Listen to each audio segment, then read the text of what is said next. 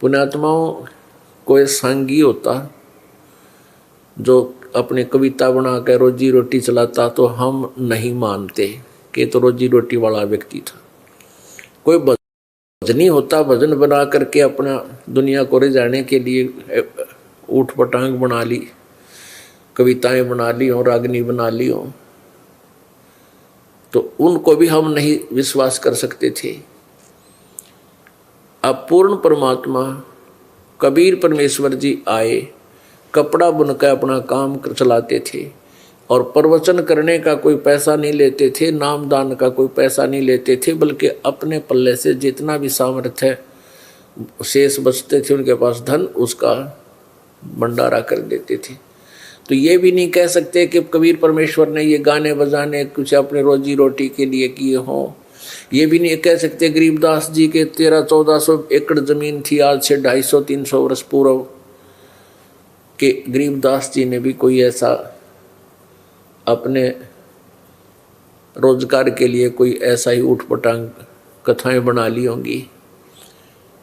परमात्मा को देखा, परमेश्वर इनको आकर मिले, सचखंड लेकर गए, फिर वापस छोड़ा और सभी ब्रह्मांडों में परमात्मा ने उस प्यारी आत्मा को घुमाया, अपने सामर्थ्य से परिचित करा। और फिर गरीबदास जी ने इस जीव की सतीथि और जो क्रियाएं ये कर रहा है उसके ऊपर बहुत अच्छा विचार दिया। क्या कहा है? ये सौदा फिर ना ही संतो, यूं सौदा फिर ना ही। ये लोहे के साथ ताव जात है ये मनुष्य जीवन, लोहे जैसा ताव जा रहा है। एक बार ये हाथ से छूट गया फिर बहुत पछताना पड़ेगा आपको। 3 लोक और भवन चतुर्दश सब जग सौदे आही, और दुगने तिगने करे चौगने। वो तो साहूकार होगा जो दुगने तिगने चौगने बना लेगा इस मूल धन से। और किन्हु मूल गवाही, और जो सत साधना नहीं करते उन्होंने अपना मूल धन का नाश कर दिया, मनुष्य जीवन को व्यर्थ कर दिया। आपका सौभाग्य है कि आपको ये मार्ग मिल रहा है। आपके ऊपर चाहे किसी कारण से भी आप यहाँ आए हैं, मान ले कोई दुखी है, सुख तो यहाँ होगा ही होगा। ये तो आप ये दृढ़ निश्चय कर लेना कि यहाँ आने के बाद आपको सुख ही सुख होगा। अब इसमें समय लगता है, कहते हैं धीरे धीरे रे मना धीरे सब कुछ हो, माली सींचे 100 घड़ा ऋतु आए फल हो। अब यहाँ जब आप आओगे सुख तो आपको होगा ही होगा। आपके लिए वो दुख वरदान बन जाएगा जो दुख आपको यहाँ लेकर आया और परमात्मा की भक्ति करवानी प्रारंभ करवा दी। परमेश्वर कबीर जी कहते हैं सुख के माथे सिला पड़ो, सुख के माथे सिला पड़ो, जो नाम हृदय से जावे, और बलिहारी उस दुख के जो पल पल नाम रटावे। कबीर परमात्मा कहते हैं इसे हे भगवान इसे सुख का आग लगा जो भगवान से दूर रखे हमें। चाहे पृथ्वीपति बना देगा, चाहे मंत्री प्रधानमंत्री मुख्यमंत्री बना रहे, अगर सत भक्ति नहीं करता वो बर्बाद करे अपने जीवन को, वो कति व्यर्थ कर रहा अपना जीवन। और आप जी जो भगवान की सत साधना कर रहे हो, आप तो लूट रहे हो। आप अपने मूल धन के दुगने तिगने चौगने बना रहे हो। अब परमात्मा क्या बताते हैं? यो दम टूटे पिंडा फूटे हो लेखा दरगाह माही, उस दरगाह में मार पड़ेगी जम पकड़ेंगे बाही। ये सांस खत्म होंगे, ये दम टूटे, ये सांस पूरे होंगे और फिर ये तेरा शरीर पिंड नष्ट होगा, फूक दिया जा, गाड़ दिया जा, जमीन में दबा दिया जाएगा। अब ये ना सोच के तेरा पीछा छूट गया मृत्यु होते हैं, अब तो तेरे सिर में दर्द प्रारंभ होगा। कई अनजान लोग किसी भी दुख या परेशानी से दुखी होकर सुसाइड कर लेते हैं। उनका उद्देश्य क्या होता है कि मैं सुखी हो जाऊंगा? नहीं, पहाड़ टूटेगा दुख का। फिर तो अगर सुखी भविष्य में होना है तो भी इस परमात्मा के चरणों में दुखी सुखी लगे रहना, और कुछ दिनों में देखना क्या होगा।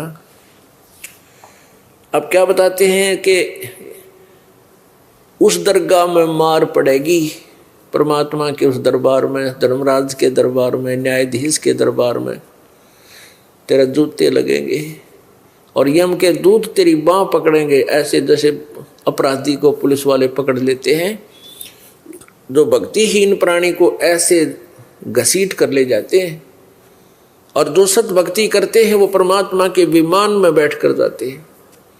कई भक्त कहते हैं, जैसे हमारे भक्त उनको सुनाते हैं, समझाते हैं कि ऐसे ऐसे तुम्हारी मृत्यु होगी, बुरा हाल होगा, आगे जीव का ऐसा दुर्गति होती है। तो कहते हैं क्या तुम नहीं मरोगे जो भक्ति कर रहे हैं? उसके लिए भगवान कहते हैं कि आए हैं सो जाएंगे राजा रंग फकीर, एक सिंहासन चढ़ कर जाएगा बंदे जा जंजीर। जान में कितना अंतर होगा। जो सत भक्ति कर रहे हैं उनकी मृत्यु नहीं होगी, ये सतकर मान लेना। और जो भक्ति नहीं करते उनकी बुरी दुर्गति होती है मृत्यु के समय। यम के दूत वहाँ से चल पड़ते हैं उसको लेने के लिए। उसके श्वास जब 50, 100, 200 रह जाते हैं, 1000 उसके आसपास, क्योंकि उन्होंने एक सांस भी नहीं लेने देना। आधे एक सांस बहुत कीमत है, और एक से भी गलती बन गई यम के दूत की, वहाँ कसूती पिटाई होती है। तो वो पहले ही पहुँच जाते हैं कि अब इसका टाइम आ लिया। तो फिर क्या करते हैं, उसकी जुबान बंद कर देते हैं और उस सारे शरीर को पैरालिसिस कर देते हैं। अब वो पड़ा पड़ा श्वास चल रहा है, खींच खींच कर श्वास आते हैं ताकि वो आराम दे गिन लें।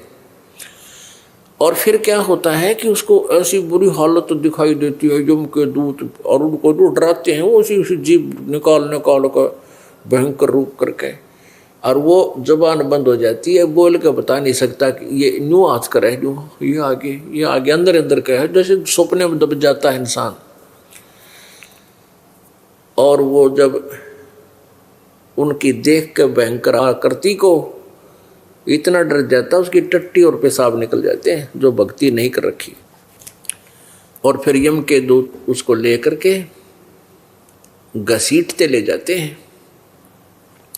रास्ते में, क्योंकि ऊपर बहुत सूक्ष्म लोक हैं और वहाँ पर जो पुण्यकर्मी प्राणी हैं उनके बड़े सुंदर व्यवस्था होती है, खाने की पीने की खूब।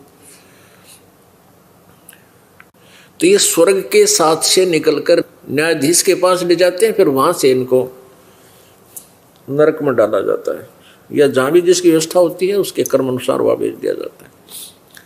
तो रास्ते में वो भक्तिहीन प्राणी, उसको प्यास लगती है, भूख लगती है, गर्मी सताती है, नंगे पैरों ले जाते हैं। तो वहाँ वो कहता मुझे खाना खिला दो, या मुझे खाना खिला दो, भूख लगी है। कहने लगे नहीं, अब तो तेरी एक बार न्यायाधीश के यहाँ आपको पेश कर देते हैं, धर्मराज के, उसके बाद तेरा बक्कल उतारेंगे। ना पानी पिलाते हैं ना खाना खिलाते हैं, बहुत बुरा हाल। फिर उसको नरक में डाल देते हैं, तो अब तू ये गंध खा ले। पुण्यात्माओं, ये सत्कर मान लेना। इन कर्महीन और भक्तिहीन ज्ञानहीन ऋषि महर्षि नकलियों ने ऐसी परिभाषा बदल दी भगवान की कि कोई स्वर्ग नहीं, कोई नरक नहीं, यही नरक है, यही स्वर्ग है। अरे यही तो बात बिगड़ रही है। वो तो भगवान ने निराकार बताए हैं और कहते हैं वेदों में भी निराकार है।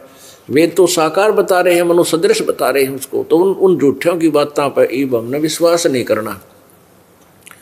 अब नए सिरे से परमात्मा की परिभाषा को हम पढ़ेंगे, महिमा को, और नए सिरे से फिर इसकी भक्ति करेंगे। हमारा मोक्ष अवश्यमेव होगा। तो क्या बताते हैं,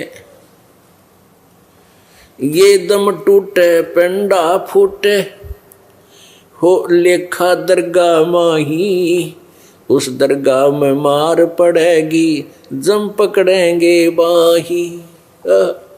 उस दरगाह में फिर तेरा जूते लगेंगे। अब कहते हैं आए हैं सो जाएंगे ये राजा रंग फकीर, एक तो बुरी तरह बांध कर जैसे अपराधी को ले जाते हैं ऐसे पकड़ कर ले जाएंगे, और एक के लिए विमान आवेंगे आपके लिए। आप जी की मृत्यु होगी जब आप सत भक्ति करते रहोगे आखिरी श्वास तक नियम में रहकर। आपका एकदम अचानक शरीर छूट जाएगा, आपको ये नहीं पता होगा मेरी मृत्यु हुई। आपको ऐसा लगेगा जैसे कोई कह रहा कि आजा भगत सत्संग में चलेंगे, गुरुजी आए हैं। अपन आत्माओं जैसे जो श्रद्धालु आत्माएं होती हैं उनको अपने गुरुदेव के दर्शन की इतनी चाह रहती है, इतनी कसक रहती है, और देखते ही एकदम सतर्क हो जाते हैं। गुरुजी के दर्शनों की तरफ एकटक देखते रहते हैं। जैसे परमात्मा ने बहुत से उदाहरण दिए हैं, जो अच्छी आत्माएं होती हैं जिनकी भक्ति चल पड़ी है, उनको विशेष लगाव बन जाता है अपने गुरुदेव से। ये बस की बात नहीं। जैसे हमारी श्रद्धा काल में बनी थी, वहाँ ये भक्ति तपस्या कर रहा था, हम देख रहे थे, तो हम इसको, हालांकि ये दूर खड़ा था, हम अपने स्थान पर रह रहे थे, फिर भी उसके ऊपर हम इतने आसक्त हो गए, हम इसके बिना रह नहीं पावा थे। और वह कसक हमें इसके साथ यहाँ ले आई और यहाँ हमारी दुर्गति कर दी इसने। ऐसे ही आपके जब अंतःकरण में सफाई आ जाएगी, फिर आपको गुरुजी के अंदर कोई दोष नजर नहीं आएगा। जिसमें जैसा दोष है वैसा ही दोष वो दूसरे में देखता रहता है। तो इस भक्ति से, मंत्रों से, इस ज्ञान से आपके अंतःकरण में इतनी सफाई आ जाएगी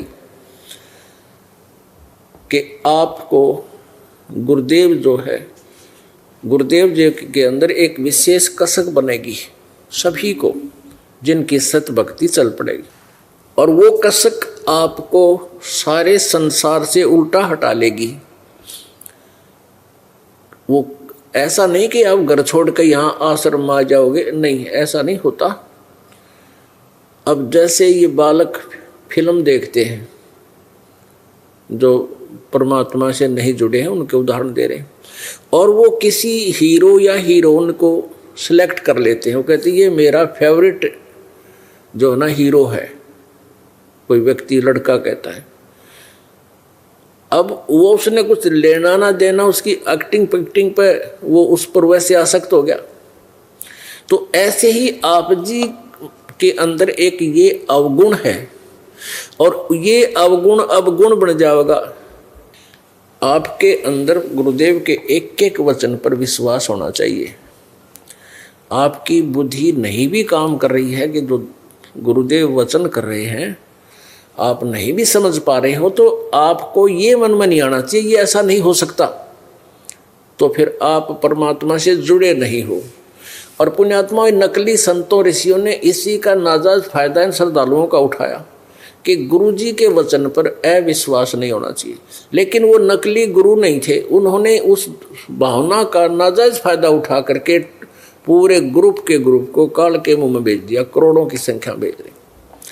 और नियम यही है कि गुरु जो बोल रहेगा वो वचन सही होंगे, वो रोंग नहीं हो सकते। लेकिन वो नकली गुरु थे, उनके नकली वचन थे, और श्रद्धालुओं ने उनको ओरिजिनल गुरु मान कर और उनके वचनों को सत्य मान लिया, यहाँ मार खा गए। और आज आपने इतने प्रमाण देखकर जो दास आपको दिखा रहा है, और जितने भी वचन बोलता है वो प्रमाण के सिवाय नहीं होते। भले ही प्रमाण कभी ना दिखा पाऊं तो ये समझ लेना चाहिए कि फाइनल है जो दास बोल रहा है। अब आपका अंतःकरण बहुत मलिन हो चुका है ये गलत ज्ञान सुनकर। अब वो कहीं ना कहीं छींट थोड़ी बहुत रह जाती है हमारे अंदर, उस मैल की, उस अज्ञान की। इस ज्ञान के सुनने से फिर धीरे धीरे वो परत आपकी खत्म होती चली जाती हैं, फिर भी थोड़ी बहुत रह जाती है। तो अभी आप स्पष्ट नहीं हुआ आपका अंतःकरण, उसको स्वच्छ करो। तो गुरु जी के वचन पर आप जी को कोई ऑब्जेक्शन नहीं होना चाहिए। और यदि आप किसी दूसरे में दोष देख रहे हो वो आपके अंदर विद्यमान है। जैसे एक चोर एक चोर के घर एक राह चलता शरीफ व्यक्ति रुक गया। उसने ना पता था चोर है। अब वो व्यक्ति वहाँ रात्रि में विश्राम किया, सो गया, और चोर जागता रहा कि कहीं ये रात ने उठ कर चोरी ना कर ले। और वो भला भद्रपुरुष श्याम को सोया था वो सज्जन, और सुबह उठे आराम थे, क्योंकि उसमें वो दोष था ही कोई नहीं।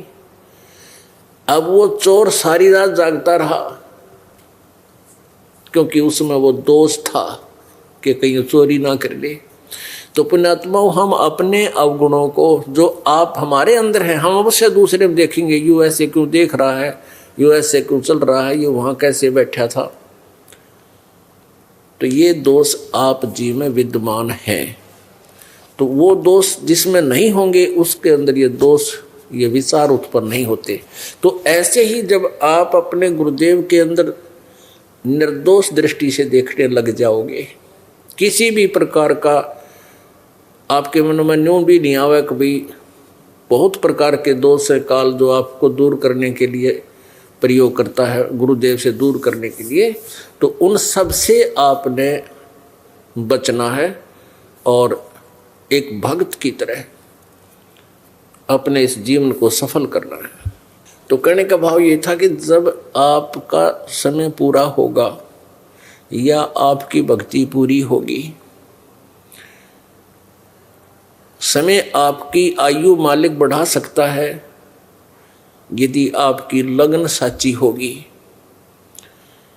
वैसे तो आप ये भी एक आधी घटना देख रहे हो कि कोई भगत था, उसकी मृत्यु होगी।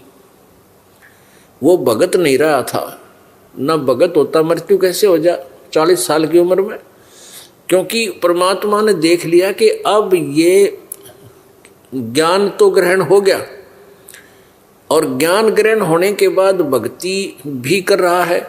लेकिन कुछ दिनों के बाद क्या होता है कि मैंने आपको कल भी बताया था कि आपके जो सुख गणे हो जाते हैं, तो उस सुख में एक आध आप जो है मर्यादा का उल्लंघन कर जाते हो, लोक लाज में आके, और आपको कोई घटना भी नहीं घटती, आपको कोई हानि भी नहीं होती, तो आपके हौसले बढ़ते चले जाते हैं और आप परमात्मा से दूर हो लिए, क्योंकि आपके अंदर कोई दोष था पहले, उस दोष से आपका कनेक्शन कट गया, और फिर आप गलतियों पर गलती भी कर रहे हो, नियम भी तोड़ रहे हो, फिर भी आने नहीं हो रही। उसका कारण क्या होता है? जैसे बच्चे विद्यालय में जाते हैं और वो कोई गलती करते हैं तो वो टीचर उनको धमकाता है, खुरकाता है, टाइट करता है, ऐसे गलती नहीं करोगे, ऐसे नहीं करोगे, नहीं तो तुम्हारे थप्पड़ मारूंगा। ये 100 तरह के जैसे तरीके होते हैं सीधा करने के। और जब वो बच्चे टीचर के द्वारा उनको धमकाया जाता है, खुरकाया जाता है, और आगे से वो अपना कार्य ठीक कर कराते हैं और सुधर कराते हैं, तो वो सफल हो जाते हैं, वो सफल हो जाते हैं। और जो बच्चे गुरुदेव धमका देता है, खुरका देता है कि तुम क्यों ऐसी मर्यादा भंग करते हो, और वो फिर अंदर में दोष पैदा कर लेते हैं, तो उनका नाम कट जाता है, उनका कनेक्शन कट जाता है। जो बच्चे स्कूल से दूर हो गए, स्कूल में आना बंद कर गए विद्यालय में, तो फिर वो चाहे गधा पर बैठ कर घूम रहे हों, चाहे कहीं कुछ भी बकवाद उपवाद कर रहे हों, टीचर का उससे कोई लिंक नहीं रहता। टीचर स्कूल से जा रहा होता है और वो विद्यार्थी जो विद्यालय छोड़ गया अपनी नालायकी से, और वो कहीं शरारत कर रहा था, टीचर नहीं छेड़ता उसको, बोलता भी नहीं, क्योंकि उसके वो ट्रीटमेंट में कोई नहीं। तो पुण्यात्माओं, आप जब तक आपका मार्ग सही जुड़ा रहेगा परमात्मा से, नियम जुड़ा रहेगा, कनेक्शन जुड़ा रहेगा, तो आपको झटके लगेंगे। आप जरा सी भी कोई ऊक चूक करने की चेष्टा करोगे, आपको तुरंत झटका लगेगा, आप सावधान रहोगे। और ऐसा नहीं हो रहा है और आप गलती भी कर रहे हो, तो सोच लेना कि आपका कनेक्शन कट गया, आपका नाम कट चुका है भगवान के दरबार से। फिर आपसे कितनी बकवाद करियो, कि आपने उस दौरान जो पुण्य कर लिया इकट्ठा, कोई 2 वर्ष, कोई 4 वर्ष, कोई 3 वर्ष, कोई 5 वर्ष, ऐसे भी हमने देखा 3-3, 4-4, 5-5, 6-6 वर्ष यहाँ ठीक भक्ति करते रहे, फिर एक थोड़े से दोष के कारण अपना कर्म बिगाड़ गए, वो चले जाते हैं। अब वो ये कहते हैं कि हमने कोई आपत्ति नहीं आई, 3 साल हो गया हमने नाम छोड़ दिया। अपने आत्मा ये सारा रहस्य जब आपका समझ में आ जाओगा फिर ना ये बात आपके मुंह पाव है। अब जैसे आपने 2-3 वर्ष जो भी सत्साधना की वो पुण्य आपके डिपॉजिट हो गए। और ये कल आपको बताया था कि एक श्वास उस श्वास की कीमत कितनी है। सतनाम की, सतनाम पालड़ रंगोरी हो, 14 लोग चढ़ावे राम रंगोरी हो, 3 लोग पासिंग धरे रंगोरी हो, तो ना तुला तुलाया राम रंगोरी। तो उन्होंने मर्यादा में रहते हुए और सच्ची श्रद्धा इस दास में और भगवान में रखते हुए जो सत साधना, सच्चे नाम, वो नाम के जाप करे, धन या दान किया, तो वो पुण्य आपके इकट्ठे हो गए, वह कमाई बन गई। अब वो कमाई आपको हो सकता है 100 वर्ष भी ना समाप्त हो, और आप कति भक्ति भी ना करियो चाहे, और चाहे वो मंत्र जाप भी करते रहियो जो दास ने दे रखे, उन मंत्रों का फिर आपको कोई लाभ नहीं मिलेगा, क्योंकि आप का कनेक्शन कट चुका है। और आप ये सोच रहे हैं कि मैं गुरुजी के दर्शन करने भी नहीं जाता, सत्संग में भी नहीं जाता है, और ना कोई दान धर्म कर रहा हूँ, मेरे ठाठ हो रहे हैं। वो तो पिछला स्टॉक है आपका, और जिस दिन वो स्टॉक खत्म होगा फिर दिखाओगे तेरी दुर्गति हुई। ऐसे देखे हमने जो 4-4 वर्ष नाम छोड़ गए थे, 4 वर्ष बाद आए और उनकी वह दुर्गति हो रही, फिर दोबारा नाम लिया और 2-3 वर्ष तक उन पर कोई आपत्ति नहीं आई।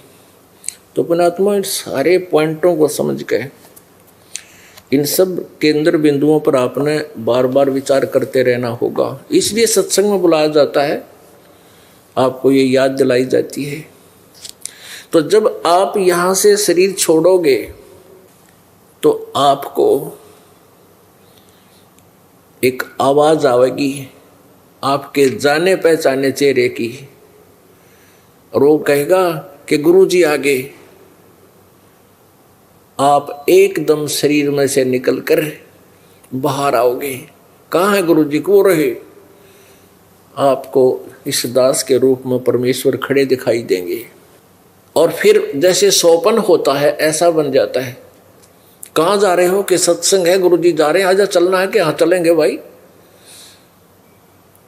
और बैठ के गाड़ी में और सतलोक को रवाना। सतलोक में जाकर देखेंगे वहां तो कई दिन पाछे याद आओगे हम मर गए। कई दिन पाछे याद दिवाओगे कि देख वो वहां था तो उस गंध में, अब यहाँ कहाँ आ गए? सतलोक में आ गए वापा। तो पुण्यात्माओं, परमात्मा की जो लीला है, परमात्मा जो हमें लाभ दे सकेगा उसके ये फार्मूले हैं। अब जैसे यहाँ हम देखते हैं कई सेवा में पेट भर उनको ठा के लेना पड़ा, कहा जाओ दर्शन हो है गुरुजी, और वो पाछे तो आओगे आँख मसलते, क्यों अंधे खा के धड़ी पक्का सो जाए, उन्हें भगवान से क्या लेना देना। तो ये ऐसे व्यक्ति फिर यहीं रह जाएंगे, बेशक वो भगत दिखाई दें, जहाँ नाम भी ले रहे हैं और जाते हैं सत्संग में टाइम पास करने, ऐसा कोई लाभ नहीं। तो क्या बताते हैं? आए हैं सो जावेंगे राजा रंक फकीरे, एक सिंहासन चढ़ चले एक बंधे जात जंजीरे। अब मृत्यु तो हमारी भी होगी पर हम फिर ना मरे, और जो भक्ति नहीं करते वो असंख्यों बार मरेंगे, और पता नहीं के जुल्म उनके ऊपर सितम होगा। आगे बताते हैं क्या होगा। ये दम टूटे पिंडा फूटे लेखा दरगाह माही, उस दरगाह में मार पड़ेगी यम पकड़ेंगे बाही। वह दिन की मोय डरनी लागे लजार अकनाही, नर नारायण देहे पाक तू फेर 84 जाही। नर नारायण, अब ये जो शरीर है, कहते हैं परमात्मा ने आपको अपने जैसा रूप दिया, और ये नर नारायण देही पाके हैं। परमात्मा जैसा ये शरीर प्राप्त करके तू फिर 84 लाख योनियों में जा रहा है, धिक्कार है तेरे जीवन को। जा सतगुरु की मैं बलिहारी, जो जा मन मरण मिटाही। अब यहां पर एक विशेष पॉइंट दिया है कि अभी आप भक्ति भी करते हो और कई कहते हैं हमने गुरु भी बना रखे हैं। अब कहते हैं जा सतगुरु पे मैं बलिहारी, जो जन्म मरण के रोग की औषधि रखता हो, जिसके पास जन्म मरण की यह समस्या समाधान हो। जा सतगुरु की मैं बलिहारी, जो जा मन मरण मिटाही। और फिर क्या बताते हैं, जब तेरी मृत्यु हो जाएगी उसके बाद क्या होगा। कुल परिवार तेरा सकल कबीला, मसलत एक ठराही।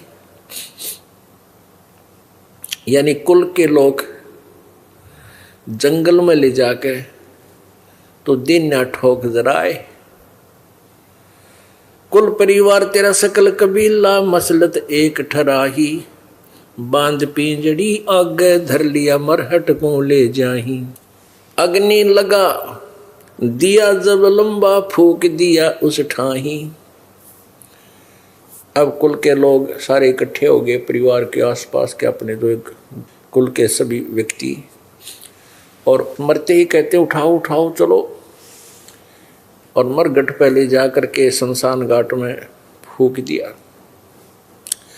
अब शरीर समाप्त कर दिया अपने हाथों, और जीव आत्मा चली गई अपने कर्म आधार पर जहां भी उसने जाना है। अब पीछे फिर क्या ड्रामाबाजी शुरू होती है। अब कहते हैं पुराण उठा फिर पंडित आए, पीछे गरुड़ पढ़ाई। नर से तीतु पशुआ की जय, फिर गद्दा बैल बनाई। ये 56 भोग कहाँ मन बोरे की, ते कुरड़ी चरने जाई। अब क्या करते हैं, वैसे विशेष कर ये शहरी लोग या ब्राह्मण लोग या अन्य कुछ लोग क्या किया करते थे। हमने तो अपने परिवार कुल में कितने देखे नहीं है गरुड़ का पाठ कराते, लेकिन कुछ एक व्यक्ति अवश्य कराते थे, और पहले ज़्यादा कराते होंगे। तो क्या करते हैं कि मरने वाला मर गया, फिर पंडित जी जो उनका कुल गुरु होता है वो आता है। वो कुल गुरु आता है और 7 दिन तक गरुड़ पुराण का पाठ करता है। गरुड़ पुराण के अंदर बहुत ही मार्मिक ज्ञान दिया हुआ है कि जो व्यक्ति ऐसे कर्म करता है उसके साथ ऐसा होता है, जो ऐसे कर्म करता है उसका हाथ कटता है, जो ऐसे कर्म करता है उसकी वो अंधा होता है, जो ऐसे पाप करता है उसका पुत्र मरता है, जो ऐसा करता है उसको आगे नरक में इतना दुखी किया जाता है। जब शरीर छोड़कर जाता है जो भक्तिहीन प्राणी, फिर आगे ऐसे ऐसे कष्ट उसके ऊपर होते हैं। तो परमात्मा कहते हैं कि मरने के बाद तो तुम गरुड़ पुराण पढ़ाओ। उसके उपलक्ष्य में वो गरुड़ पुराण तो उसको पहले पढ़ाना चाहिए था जिंदा जी, ताकि वो इन बातों को समझता और बुराई से बचता, पाप ना करता, शुभ कर्म करता, डर के चलता। और अब वो जा चुका है सारे कर्म फोड़ के, अब तुम गरुड़ पुराण का पाठ करवाने लग रहे हो। वो कितना गधा बन के बोरे ढोन लग जाएगा, वो जा चुका है और तुम गरुड़ पुराण का पाठ कर रहे हो। क्या बताते हैं, अग्नि लगा दिया जद लंबा, फूक दिया उस ठाही। पुराण उठा फिर पंडित आए, पीछे गरुड़ पढ़ाई। नर से तीतु पशुआ की जय, गद्धा बैल बनाई। ये 56 भोग कहाँ मन बोरे है, कित कुरड़ी चरने जाई। ओहो पुणात्माओं, वही बात है कि आप जी इतना ज्ञान सुनते हो और कुछ ही देर के बाद फिर वैसा ही हो जाता है स्वभाव। ये आपका दोष नहीं, यहाँ की व्यवस्था ये काल की हुई है। जैसे कितना ही गहरा पानी हो और स्वच्छ जल हो, उस पर भी काई आ जाती है, उसको हिलाते हैं तो स्वच्छ जल प्राप्त रहता है, हिलाना बंद करते ही वो फिर उसको ढक लेती है। ऐसे ही अब ये सत्संग के माध्यम से आपके ऊपर वो तीनों गुणों का जो दबाव है वो हिलाकर हटाया गया है, और जो गहरा जल ज्यादा होता है उस पर काई कम होती है। और जो गहरा कम होता है वो तुरंत नीचे से लेकर ऊपर तक एक हो जाता है, उस पर कोई असर नहीं होता इन वचनों का। तो उसके लिए क्या समाधान है कि उसके लिए फिर उसमें जल ज्यादा होना चाहिए।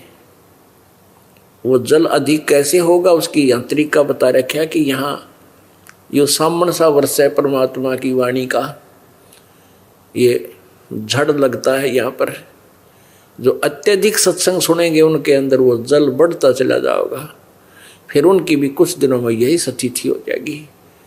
जल अधिक हो जाएगा यानी भक्ति कर्म अधिक हो जाएंगे, शुभ संस्कार बढ़ जाएंगे, तो फिर ये सत्संग के वचनों का बहुत देर तक प्रभाव बना रहा करेगा। तो आप ये ज्ञान सुनते हो,